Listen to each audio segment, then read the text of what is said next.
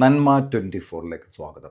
തൃക്കാക്കരയിൽ ഡെങ്കു ബാധിച്ച് 2 പേർ മരണപ്പെട്ടു. അടിയന്തര RRT യോഗം തൃക്കാക്കര നഗരസഭാ ചെയർപേഴ്സൺ രാധാമണി പിള്ളയുടെ അധ്യക്ഷതയിൽ ചേർന്നു.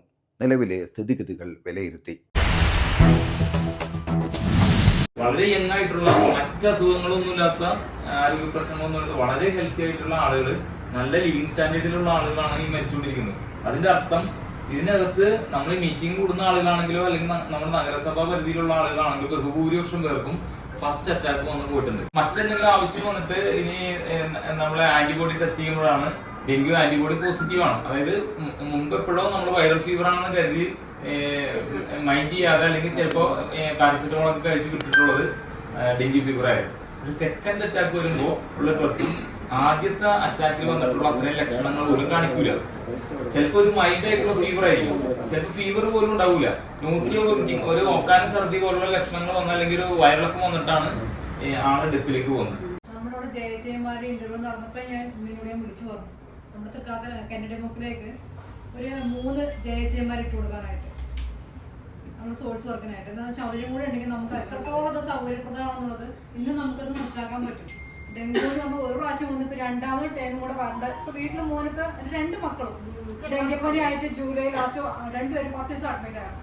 അവര് വന്ന് 1 മാസം ആകുമ്പോഴത്തേക്കും ഈ പറഞ്ഞ ഞാനും ഡെങ്കുവായിട്ട് അഡ്മിറ്റ് ആയിരുന്നു. ഇന്ത്യയിൽ ഏറ്റവും കൂടുതൽ ഡെങ്കി കേസ് ഉള്ളത് കേരളത്തിലാണ്.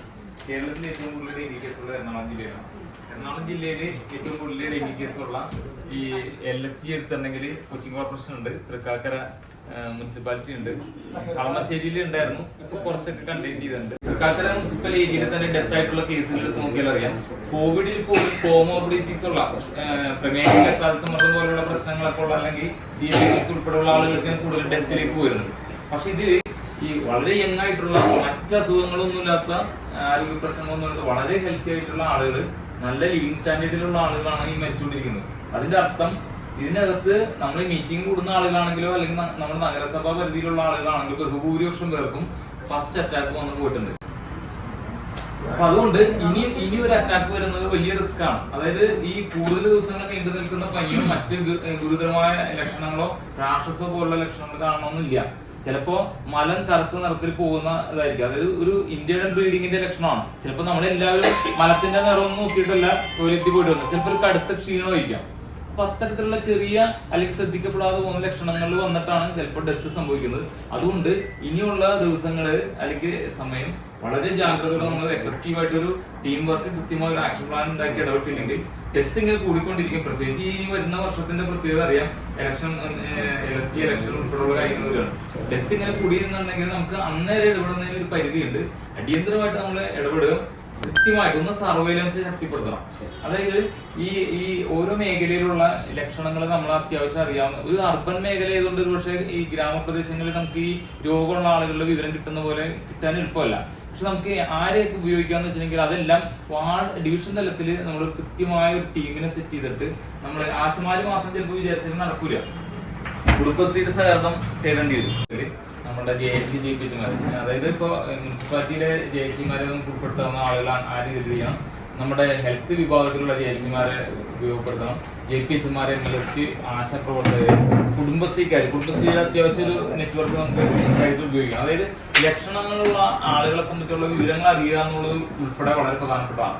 ഒരാള് ഡെങ്കി കേസാണെന്ന് പറഞ്ഞാൽ ഇപ്പൊ നമ്മുടെ ഒരു നഗരമേഖലയിൽ ഒരു പ്രത്യേകത അനുസരിച്ചിട്ട് പല ആളുകൾക്ക് അസുഖം വന്നാൽ നമ്മൾ അറിയണമെന്നില്ല. സമയത്ത് അറിയുക എന്നുള്ള ഒരു പ്രധാനപ്പെട്ട കാര്യമാണ്. അവർക്ക് ഈ ഒരു ലക്ഷണങ്ങൾ കണ്ടാൽ അവർ ട്രീറ്റ്മെന്റിന് പോവുക, അവരുടെ ജീവൻ രക്ഷിക്കുക എന്നുള്ളത് പോലെ തന്നെ പ്രധാനപ്പെട്ടതാണ് അവരിൽ നിന്ന് മറ്റുള്ള ആളുകളിലേക്ക് രോഗം പകരുന്നത് തടയുന്ന കാര്യം. അപ്പൊ സ്വാഭാവികമായും ഈ കൊതുക് വലയിൽ അവർ കിടക്കണം. ആദ്യത്തെ ഒരു 10 ദിവസം, ഏറ്റവും കുറഞ്ഞത് ഒരു 7 ദിവസമെങ്കിലും ഇൻഫെക്റ്റഡ് ആയിട്ടുള്ള ഒരാൾ കൊതുക് വലയിൽ ഇരുന്നാൽ മാത്രമേ അയാളെ കൊതുകുകൾ കടിക്കുന്നത് ഒഴിവാക്കാൻ പറ്റുള്ളൂ. അയാളെ കൊതുക് കടിക്കുന്നത് ഒഴിവാക്കിയാലേ മറ്റുള്ള ആളുകളിലേക്കുള്ള ട്രാൻസ്മിഷൻ ഒഴിവാക്കാൻ പറ്റുള്ളൂ. പക്ഷെ അങ്ങനെ പറയുമ്പോഴും ഈ പലപ്പോഴും ആളുകൾ ഇത് ശ്രദ്ധിക്കണമെന്നില്ല. രണ്ടാമത്തെ കാര്യം, പകല് കടിക്കുന്ന കൊതുകാണ് ഡെങ്കി പരത്തുന്നത്. ഇവര് പകല് മുഴുവൻ പുറത്തിറങ്ങിയൊക്കെ നടന്നിട്ട് അയൽവക്കക്കാരുടെ വീട്ടിലുള്ള കൊതുകും വന്ന് ഇവരെ കടിച്ചിട്ട് തിരിച്ച് അവരെ പോയി കടിക്കും. 200 മീറ്റർ മുതൽ 400 മീറ്ററാണ് ശരാശരി ഈ ഈഡിസ് കൊതുക് പറക്കുന്നത്.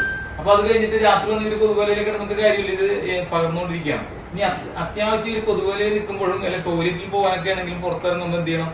റിപ്പലൻസ്, ഒഡോമോസോ അല്ലെങ്കിൽ വേപ്പെണ്ണയോ അല്ലെങ്കിൽ പുൽത്തൈലം പോലുള്ള കൊതുകിനെ അകറ്റി നിർത്തുന്ന ലേപനങ്ങൾ പുരട്ടിയിട്ട് വേണം ഇത് പുറത്തിറങ്ങും. അത്തരം കാര്യങ്ങൾ ഉൾപ്പെടെ നമ്മളൊരു ശ്രദ്ധ ഉണ്ടാവും. ഇപ്പൊ ഡിവിഷൻ തലത്തിൽ എല്ലാ ആളുകൾക്കും ഇനിയിപ്പോ ഈ കൊതുകുവല വാങ്ങാൻ ബുദ്ധിമുട്ടുണ്ടെങ്കിൽ ചിലപ്പോൾ അവർ വാങ്ങണമെന്നില്ല.